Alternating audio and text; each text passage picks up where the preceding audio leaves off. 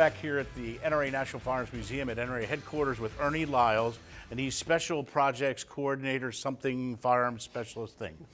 All I know is he's Ernie, and he has weird guns, and I love it. So, Ernie, what do we have today for Curator's Corner? Well, today we've got the Smith & Wesson Model 5322 Remington Jet. See? That you talk about a title. That's a title. It's a good one. So tell us about this firearm, Ernie. Well, this gun came out in 1961. Back in the 60s, there was a lot of Wildcat cartridges out there, people developing new rounds. And there was one called the 224 K-Chuck. Okay. Well, Remington and Smith & Wesson looked at it and decided to put it in production as the 22 Remington Jet cartridge. Okay. It was basically a .357 Magnum cartridge, neck down to .22 long rifle, shooting 40 grain 22 bullet. The advertised speed was 2,400 and some change feet per second. Wow. Okay. Now I was going to say, why did they do it? Now I know why.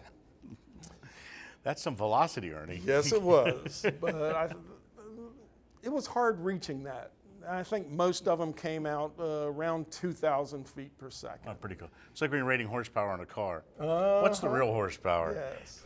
So I imagine, okay, so what we have here are some casings, and pretty obvious then when how you're bringing it down, right? Well, this is the actual round. Right. The .357 neck down to 22. But those things over there are steel adapters. You can put a 22 long rifle in the back of each adapter, put it in the chamber. There's a selector lever on the hammer when it's cocked. You can select it from center fire to rim fire, and you can shoot 22 long rifle out of it. Wow. Also available was a spare cylinder for the gun, so you didn't have to use the adapters, which were a pain to use because after you ejected them, you still had to take a screwdriver or stick and poke the 22 cartridge out of your adapter to put another one in.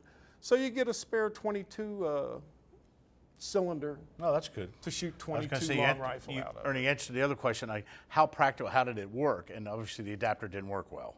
If you need a screwdriver to poke it out every time. Well, not only did the adapters not work well, the regular cartridge. Oh, well, tell us. It had some problems. It has a very long taper on the round, and unless your chambers were spotlessly clean and dry, the cartridges would blow back against the breech of the gun and get stuck there, and the cylinder wouldn't turn. Oof. You had to keep it meticulously clean and dry, and it worked fine then.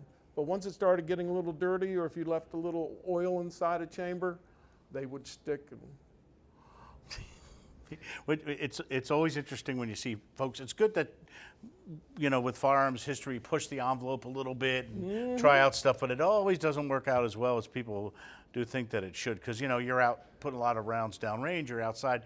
It's really hard to keep the firearm meticulously clean and dry while you're out there. So not very practical. So what you said it was produced in 61?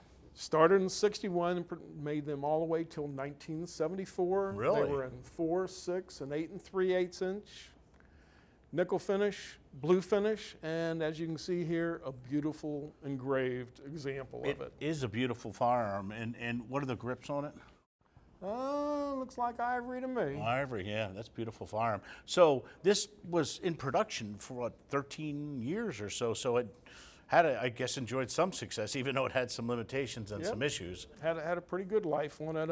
Ammo's not, Remington discontinued the ammo, I want to say about 15 years ago, but Privy Partisans out there now, and they're remaking it again. Oh, remaking it. So yes. Probably not something practical to kind of reload this. You got to get someone who's manufacturing it, or. Oh no! If you're going to shoot it, you need to reload it because it makes it a whole lot cheaper shooting it. Yes. It's awesome. Love it, Ernie. We can always count on you for the weird, wacky, wild, and wonderful with firearms, and this is no exception. Appreciate it, and I can't wait to see what you've got next for us here on Curator's Corner. Always enjoy having you here, and we'll see you next time on Curator's Corner. Thanks for having me. Thank you, sir.